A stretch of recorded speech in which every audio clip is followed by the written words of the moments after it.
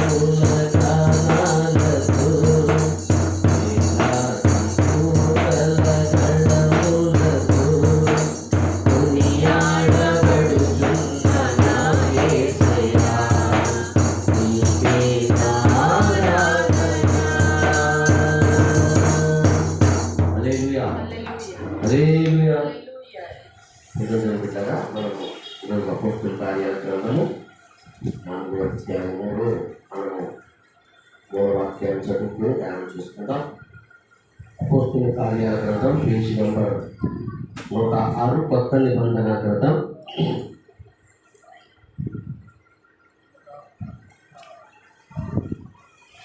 11వ వాక్యం. 4వ అధ్యాయం 11వ వచనం కట్టువారైన మీరు ఇల్లు కట్టువారైన మీరు తృణీకరించిన రాయి ఆయనే. ఆ రాయి మూలకు తలరాయి ఆయను. మరి ఎవని వలనను రక్షణ కలుగదు. ఈ నామముననే మనము రక్షణ పొందవలెను గాని ఆకాశం క్రింద మనుషులలో ఇయ్యబడిన మరి ఏ నామమున రక్షణ పొందలేమని ఆయను. హల్లెలూయా. హల్లెలూయా. చిన్న ప్రార్థన చేసుకుని వాక్యం బాగుంటుందా. మహాపరిశుద్ధమైన దేవా, నీకు స్తుతులు స్తోత్రములు చెల్లిస్తున్నాను ప్రభువా. ఆశ్చర్యకరుడము, అద్భుతాలు చేయగలిగిన వాడు నీవే తండ్రి. నీవు ఇచ్చినటువంటి చిన్న వాక్యం ధ్యానం చేయడం ఆయన మాకు జ్ఞానం దయచేయాలి. మాట్లాడుతున్నది మనుష్యుడే కాని ప్రభు, అతని నోటిని మీ మూలంగా వాడుకొని కావలసినటువంటి వర్తమానం అందించి మేము అందరం తృప్తిపడేలాగా సహాయం దయచేయము. నజరేయుడైన యేసు నామములో అడిగి వేడుకొని ప్రార్థన చేయించున్నాం పరమ తండ్రి. ఆమేన్. హల్లెలూయా. ప్రియమైన దేవులారా, మనందరం కూడా ఈ లోకంలో ఉన్నటువంటి మనుషులమైతే ఈ లోకంలో ప్రయాసపడి ఎంతో కొంత కూడగొట్టుకొని సొంత ఇంటిని తయారు చేసుకుంటాం. ఇది లోకానుసారమైనటువంటి మాట, అవునా? ఈ లోకానుసారమైనటువంటి మాట కోసం ఎంత ప్రయత్నమైనా మనం చేస్తాం. కష్టపడతాము, చెమటోడుస్తాము, డబ్బులు సంపాదిస్తాము, ఎక్కడో ఒక చిన్న స్థానం కొట్టుకుంటాము, దానికి ఒక సొంత ఇల్లు నిర్మించుకొని ఇంకా చాలు ఆ జీవితానికి అని హ్యాపీగా ఫీల్ అయిపోయి మనం ఆ ఇంట్లో ఉంటూ ఉంటాం. ఆ ఇంటి కట్టేటప్పుడు ఎవరైనా కావాలి, పనివాళ్ళు కావాలి, ఏంటి ఇంజనీర్లు కావాలి, లేకపోతే ముఖావాళ్ళు కావాలి, దానికి ముఖ్యంగా రాళ్ళు కావాలి, సిమెంట్ కావాలి, ఇసుక కావాలి, ఇవన్నీ కావాలి. ఇవన్నిటిని సమకూర్చుకొని మనం ఏం చేస్తామంటే గృహాన్ని నిర్మించుకుంటాం. ఆ గృహాన్ని నిర్మించేటప్పుడు మొట్టమొదటి మనం చేయాల్సిన పని ఏంటంటే ఒకే ఒక రాయితో స్టార్ట్ చేస్తాం. ఆ రాయి మీదనే మనం ఇల్లు కట్టుకుంటూ వెళ్ళిపోతాము. కొంత సమయానికి ఆ ఇల్లు పూర్తయిపోద్ది. ఆ రాయి మీద కట్టినటువంటి ఇల్లు స్థిరమైపోద్ది. ఆ స్థిరమైపోయినటువంటి ఇల్లు ద్వారా మనం ఏం చేస్తామంటే మనము, మన కుటుంబం, మన పిల్లలు కూడా అందులో నివాసం చేస్తూ సంతోషంతో మన జీవితాన్ని గడుపుతాం. హల్లెలూయా. ఇది లోకానుసారమైనటువంటి ఆలోచన. కానీ పరలోక సంబంధమైనటువంటి ఆలోచనలకు వెళ్ళగలిగితే నీవు మరణించిన తర్వాత నీకంటూ ఒక కొత్త జీవితం ఉంటుంది. ఈ లోకంలో నువ్వు ఇల్లు కట్టుకున్నావు, సంతోషంగా ఉన్నావు, కానీ మరణిస్తావు కదా ఏదో ఒక రోజు. ఆ మరణించినప్పుడు నీ మరణము నీ యొక్క శరీరాన్ని ఏం చేస్తారు? ఆ ఇంట్లో పాతి పెడతారా? తీసుకెళ్ళి చేస్తారు, బంధువుల్లో ఏం చేస్తారు? ఖననం చేసేస్తారు. ఖననం చేసిన తర్వాత నీలో ఉన్నటువంటి ఆత్మ నీకు దేవుడిచ్చినటువంటి ఆత్మ దేవుని సన్నిధిలోకి వెళ్ళాలి. ఆ దేవుని సన్నిధిలోకి వెళ్ళాలంటే నువ్వు ఈ లోకంలో ఉన్నటువంటి మనుషులై ఉండి నువ్వు ఒక రాయిగా ఎలా అయితే నువ్వు స్థిరపరచుకున్నావో నీ గృహాన్ని, నీ మనస్సు, నీ హృదయాన్ని కూడా నువ్వు స్థిరపరచుకుని దేవుడిచ్చినటువంటి ఆత్మను మరలా దేవునికి అప్పగించేటటువంటి పనిలో ఉండాలి. ఆ అప్పగించినటువంటి పనిలో ఉండేటప్పుడు దేవుడు నీకు ఆత్మను ఎలాగైతే ఇచ్చాడో అలాగా పరిశుద్ధంగా నువ్వు అప్పగించాలి. కల్మషమైనటువంటి మనస్సు, దుష్టత్వమైనటువంటి మనస్సు, నిర్మలం లేనటువంటి మనస్సు, రక్షణ లేనటువంటి మనస్సు, ఈ లోక సంబంధమైనటువంటి ఆశలు, కోరికలు అనేకమైనటువంటి వాటిని మీరు పెట్టుకొని మీరు చనిపోతే ఆ చనిపోయినటువంటి ఆత్మ ఏమిస్తుందంటే ఈ లోకంలో ఘోషిస్తూ ఉంటుందని మనల్ని చెప్తూ ఉంటారు. కానీ ఆత్మ దేవుడిచ్చినటువంటి దీపం.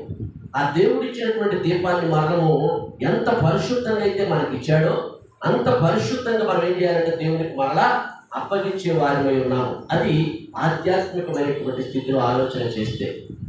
ఆలోచించండి ప్రియమిత్రులారా, పేతురు, యోహాను గారు కూడా అంతే. ఈ లోకంలో ఉన్నటువంటి వారందరూ కూడా మనుషులైనటువంటి వారి మధ్యలో నిజమైనటువంటి దేవుని యొక్క సువార్తను ప్రకటిస్తున్నటువంటి సందర్భంలో వారు జ్ఞానవంతులు కాదు, వారు చదువుకున్న వారు కాదు, లోకాన్ని ఎరిగినటువంటి వారు కాదు, లోకంలో ఆస్తిపాస్తులు ఉన్నటువంటి వారు కాదు, లోకంలోని ఆర్థికమైనటువంటి స్థితి కలిగినటువంటి మనుషులు కాదు. వారు ఏమీ లేనటువంటి నిస్సహాయ స్థితిలోనే నిజమైనటువంటి రక్షకుని ఎరిగినటువంటి వారు, ఆధ్యాత్మికమైనటువంటి స్థితిలో గొప్ప బలవంతమైనటువంటి వారు, ఆధ్యాత్మికమైనటువంటి స్థితిలో గొప్ప ఐశ్వర్యవంతులు. ఎందుకంటే మేము ఒకరోజు మరణిస్తాము, ఆ మరణించినటువంటి దినమునే మా యొక్క ఆత్మను మా ప్రభువుకు అప్పగించుకుంటాము. మమ్మల్ని పరిపాలించేటటువంటి ఒక ఆయన ఉన్నాడు, ఆయనే రాజుల రాజు, మా ప్రభు అయినటువంటి యేసు క్రీస్తు వారు. ఆయన మాకు ఆత్మనిచ్చాడు, ఆ ఆత్మను మేము అప్పగించుకుంటాము, ఆయనతో కలిసి సదాకాలం నిత్యత్వంలో మేము నివసిస్తామని వెళ్ళినటువంటి గొప్ప యోధులు. హల్లెలూయా! అలాంటి యోధులు ఈ లోకంలో ఉన్నటువంటి మనుషుల మధ్యలో గొప్ప ఆశ్చర్య కార్యములు చేయించున్నారు. చూడండి ప్రియమిత్రులారా, ఆ ప్రాంతంలో ఉన్నటువంటి మనుషుల మధ్యలో ఒక అతను అస్వస్థతతో ఉన్నాడు, రోగంతో ఉన్నాడు. వారికి మీరు స్వస్థత కలిగించారు. ఎవరి నామంలో స్వస్థత కలిగించారు? వారు నమ్ముకున్నటువంటి దేవుడు, వారిని ఆశ్రయించినటువంటి దేవుడు, వారు నిజమైనటువంటి రక్షకుని కలిగినటువంటి దేవుడి నామంలో వారు ఏం చేశారంటే అక్కడ ఉన్నటువంటి ఆ యొక్క అస్వస్థత కలిగినటువంటి ఆ మనిషికి స్వస్థత కలగజేశారు. స్వస్థత కలగజేసిన వెంటనే అతను లేచి మామూలు మనిషిగా తిరుగుతూ మనుషుల మధ్యలో సంచరిస్తూ ఉన్నాడు. సంచరిస్తున్నప్పుడు లోకంలో ఉన్నటువంటి మనుషులైనటువంటి వారు వీరు ఎవరు ఇతను స్వస్థతపరిచింది, ఎవరు ఇతను స్వస్థతపరిచి మనలాగా చేసింది అని ఆలోచన చేస్తుండగా యోహాను, పేతురు గుర్తొచ్చారు. చూడండి, యోహాను, పేతురు గుర్తురానే, అయ్యా మీరు ఎలాంటి వారు? మీరు వైద్యులు కాదు, మీరు జ్ఞానవంతులు కాదు, మీరు చదువుకున్న వారు కాదు, మీరు ఎలా స్వస్థత కలిగించారు ఇతనికి అని చెప్పేసి అక్కడ ఉన్నటువంటి అధికారులు, ప్రధాన అధికారులు, ఆలయాధిపతులు, యాజకులు అనేక మంది కూడి వారిని ప్రశ్నించడం ప్రారంభించారు. ఎవరైతే ప్రశ్నించడం ప్రారంభించినటువంటి మనుషుల మధ్యలో అనేక మంది జనాలు వచ్చారు. జనాలు రాగానే వారు తప్పిపోయిపోయి ఉక్కిరి బిక్కిరైపోయి వారేమి ధైర్యాన్ని కోల్పోయినటువంటి వారు కాదు. వారు నిక్కచ్చమైనటువంటి భక్తితో నిక్కచ్చమైనటువంటి ఆ దేవుణ్ణి ప్రకటించేటటువంటి మనుషులుగా వారు ఉన్నారు. ప్రియదేవుడా, ఉండగానే వారిని ప్రశ్నిస్తున్నటువంటి యొక్క అధికారులు, ఆలయ ప్రధాన అధికారులు, యాజకులు వీళ్ళందరూ ప్రశ్నిస్తుండగా, మేము ఎవరినైతే మీరు ఈ లోకంలో ఉన్నటువంటి ప్రజలు వెళ్ళగొట్టి శిలువకు అప్పగించి మరణింప చేయడానికి మీరు సహాయం చేశారో అలాంటి దేవుడు మాకు న్యాయాధిపతి అయి ఉన్నాడు, ఆయన సర్వోన్నతమైనటువంటి దేవుడు అయి ఉన్నాడు, ఆయన నామంలోనే మేము ఈ కార్యము జరిగించాము అని వారు ఎలుగెత్తి చాటుచుంటారు. హల్లెలూయా! అంతమంది ముందులో వాళ్ళిద్దరు కూడా ఏం చెప్తున్నారట, మీరు ఏదైతే కాదని మీరు సెలవుకు అప్పగించి మరణింప చేశారో ఆ పునరుద్ధానుడైనటువంటి యేసును మేము ప్రకటిస్తున్నాము. ఆయన నామములోనే స్వస్థత, ఆయన నామములోనే రక్షణ, ఆయన నామములోనే శాంతి, ఆయన నామములోనే సమాధానము, ఆయన నామములోనే మాకు అన్ని కలిగి ఉన్నవి. అలాంటి గొప్ప దేవుణ్ణి మేము ప్రకటిస్తున్నాము. ఈ అస్వస్థత కలిగినటువంటి యవనస్తుని కూడా ఆయన నామములోనే యేసు క్రీస్తు వారు స్వస్థపరిచారు అని నిక్కచ్చితమైనటువంటి ఆరాధన, నిక్కచ్చితమైనటువంటి మనస్సుతో నిక్కచ్చంగా వారి ముందులో దేవుని యొక్క సువార్తను ప్రకటిస్తూ ఉన్నారు. అప్పుడు అక్కడ ఆలయ అధికారులు వాళ్ళని బంధించేశారు.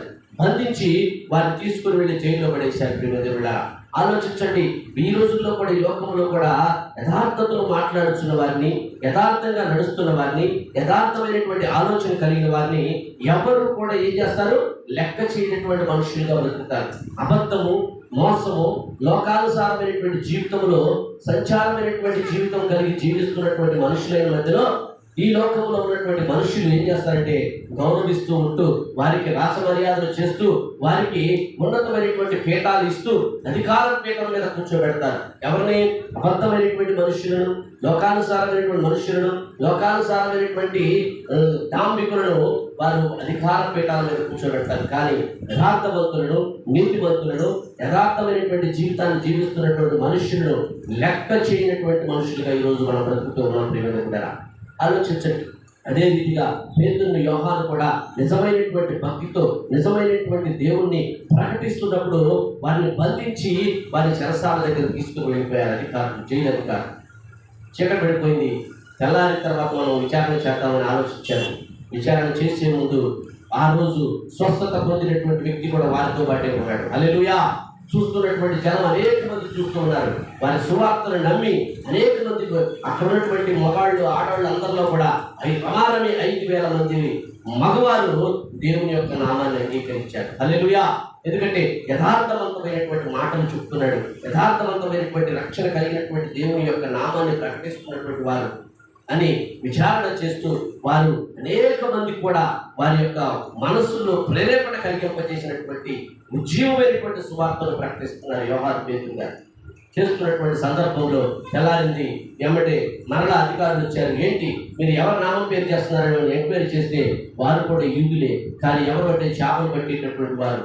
అలాంటి ఈ జ్ఞానం లేనటువంటి వారు ఇలాంటి అద్భుత కార్యాలు ఎలా చేస్తారు అని ఆలోచన చేస్తే వీరు యేసు క్రీస్తు యొక్క శిష్యులై ఉన్నారని వారికి లోన తెలిసి ఉండగా వారు మనుషుల మధ్యలో అబద్ధములు ఆడాలని, మనుషుల మధ్యలో సత్యాన్ని నాశనం చేయాలని, అబద్ధమైనటువంటి అపోద్భుతమైనటువంటి ఈ లోక సంబంధమైనటువంటి ఆలోచనలతో వారు ఏం చేశారంటే పేతురును, యోహానుని ప్రశ్నించడం మొదలుపెట్టారు. ప్రశ్నిస్తున్నటువంటి కొద్దీ వారు కూడా నిజమైనటువంటి దృఢమైనటువంటి ఆలోచనతో మేము చనిపోయినా పర్వాలేదు, మేము సత్యవంతుడు, యథార్థవంతుడు, లోక రక్షకుడైనటువంటి యేసుని ప్రకటించాలని వారు కంకణం కట్టుకుని అంతమంది ముందులో మా రక్షకుడు ప్రభు అయిన యేసు, ఆయన ద్వారా ఇతనికి స్వస్థత కలిగింది, ఆయన ద్వారా ఇతనికి నెమ్మది కలిగింది, ఆయన ద్వారా గొప్ప కార్యం జరిగింది, ఆయనే ఈ లోకంలో రక్షకుడు.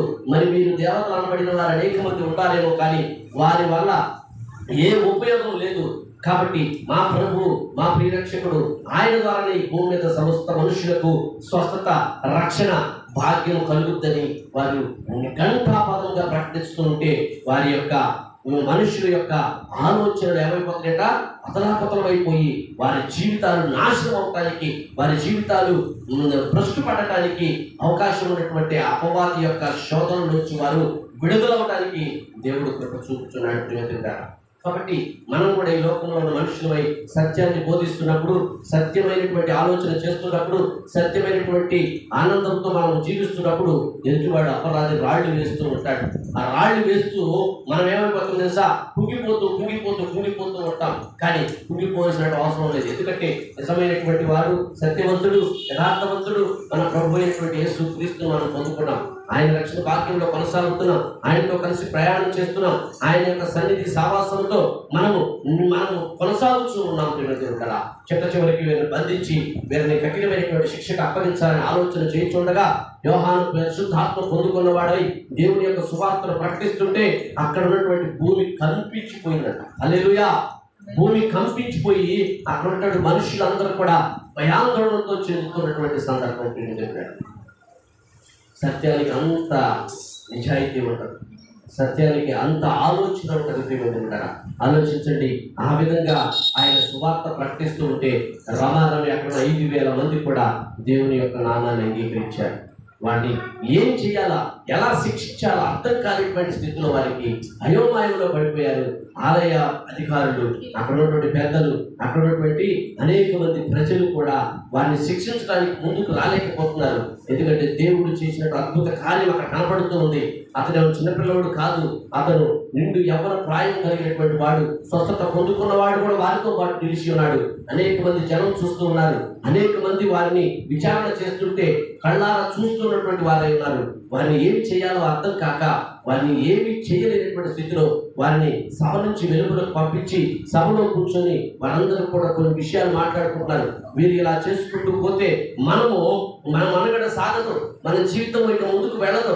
ఎందుకంటే జనమందరూ కూడా నిజమైనటువంటి రక్షకుడిని నమ్ముతారని ఆలోచన చేసి వీరిని గట్టిగా మందలించి వీరిని యేసు క్రీస్తు యొక్క బోధను ప్రకటించకుండా, యేసు క్రీస్తు యొక్క బోధను మనం ఈ మనుషులకు చెప్పకుండా, యేసుక్రీస్తు యొక్క గొప్పతనాన్ని వివరించకుండా చేద్దామని గట్టి పట్టుబట్టి మరొక ఆలోచన చేసి మరలా యోహాను పేతురుని లోపలికి పిలిచి బెదిరించి మీరు యేసుక్రీస్తు యొక్క సువార్త ప్రకటించవద్దు, నిజరక్షకుడిని మీరు ప్రకటించవద్దని వారికి చెప్పగా వారు కొన్ని మాటలు మాట్లాడారు. అక్కడ ఆ మాటలు మనం ఈరోజు మనము ధ్యానం చేసుకున్నాం. ఎంత మంచి మాటలు మాట్లాడారు చూడండి. ప్రేమ అదే వాక్య భాగంలో మనము చూద్దాం ఒకసారి. అందుకు పేతురు 19వ వచనం, 4వ అధ్యాయం 19వ వచనం. అందుకు పేతురును యోహానును చూసి వారిని చూచి దేవుని మాట వినుట కంటే మీ మాట వినుట దేవుని దృష్టికి న్యాయమా? మీరే చెప్పుడి. మేము కన్న వాటిని విన్న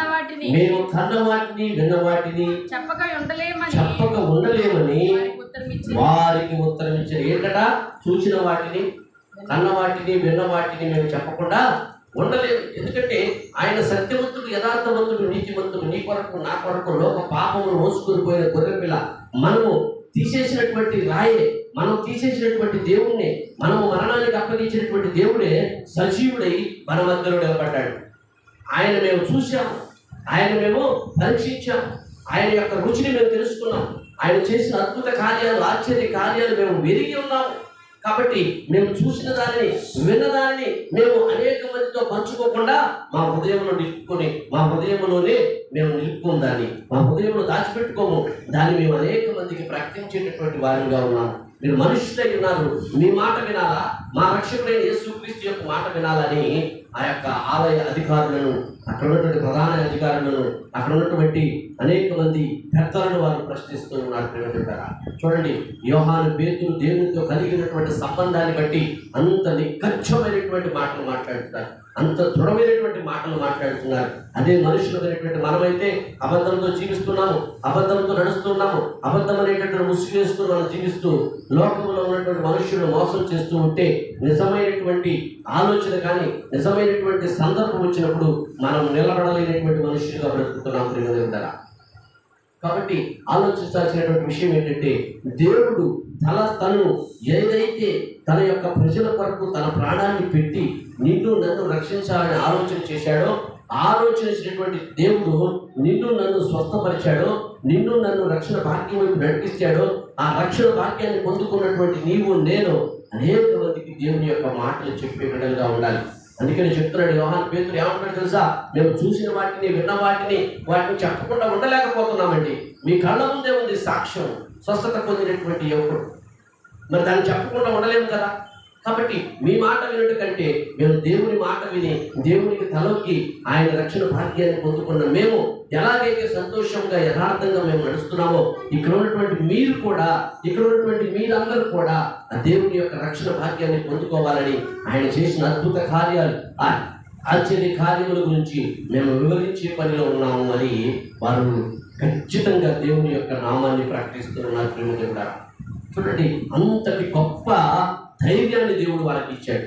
మరి మనకి ఎవరు ఏదైనా మాట అంటే మనం నొచ్చుకుంటాం, ఎవరు ఏదైనా మాట చెప్పాడంటే మనం భయపడిపోతాం. ఎక్కడికైనా వెళ్ళి సువార్త ప్రకటించాలంటే ప్రకటించం. సువార్త పైన ప్రార్థన మనం ఏం చేస్తామంటే ముందు వెళ్ళిపోతాం. సంఘంలో కూర్చొని ప్రార్థన చేయడం అంటే ఆయన ప్రార్థన చేస్తాడు, ఏం ప్రార్థన చేస్తుందని ఆయన. నువ్వు ప్రార్థన చేయి, నేను ప్రార్థన చేయి. మా దగ్గర కూడా ఒక ఆయన ఉన్నాడు పాస్టర్ గారు. ఆయన కూడా ఏమంటాడు, ప్రార్థన చేయాలి, నువ్వు చేయాలి. మరి ప్రార్థన చేయడానికి భయపడే వాక్యం. 10 మంది ముందులో ప్రార్థన చేయమంటే ప్రార్థన చేయాల్సినటువంటి మనుషులు మనం. మరి యోహాను పేతురు చచ్చిపోయే పరిస్థితి అది.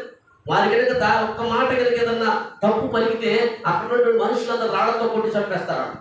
అలాంటి కష్టమైనటువంటి పరిస్థితుల్లో కూడా నిజమైనటువంటి దేవుణ్ణి ఎరిగినటువంటి బిడ్డలు దేవుని యొక్క సువార్తను నిర్ఘలంగా భయం లేకుండా స్పష్టంగా ప్రకటిస్తూ ఉన్నారు. దేవుడిగా మనకు సమస్తము దేవుడు ఇచ్చాడు, సమస్తాన్ని సమృద్ధి పరిచాడు, సమస్తం మనం కలిగి ఉన్నాము. ఆయన రక్షణ భాగ్యాన్ని పొందుకున్నాం, ఆయనతో కలిసి మనం ప్రయాణం చేస్తున్నాము.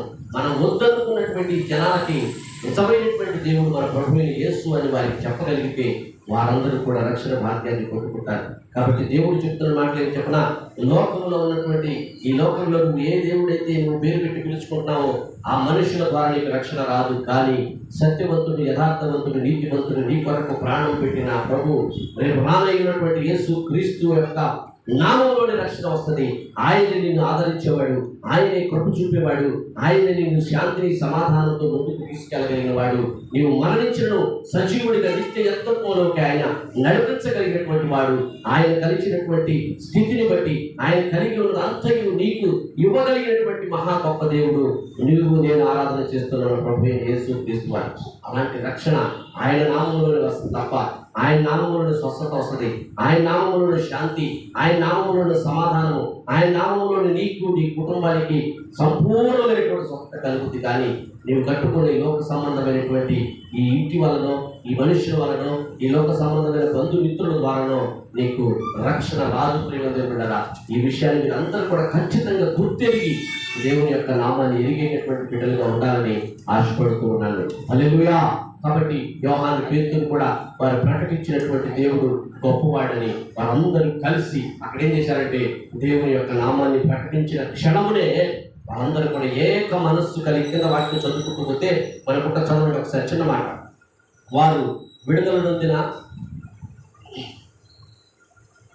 స్వజనుల యొద్దకు వచ్చి ప్రధాన యాజకులను పెద్దలను తమతో చెప్పిన మాటలన్నిటిని వారికి తెలిపిరి. వారు విని ఏక మనస్సుతో దేవునికి ఇట్లు బిగ్గరగా మొరపెట్టిరి. నాదా, నీవు ఆకాశమును భూమిని సముద్రమును వాటిలోని సమస్తమును కలగజేసిన వాడవు. అన్యజనులు ఎలా అల్లరి చేసిరి, ప్రజలెందుకు వ్యర్థమైన ఆలోచన పెట్టుకొనిరి.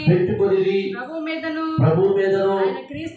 ఆయన క్రీస్తు మీదను భూరాజులు లేచిరి, అధికారులను ఏకంగా కూడుకొనిరి అని నీవు పరిశుద్ధాత్మ ద్వారా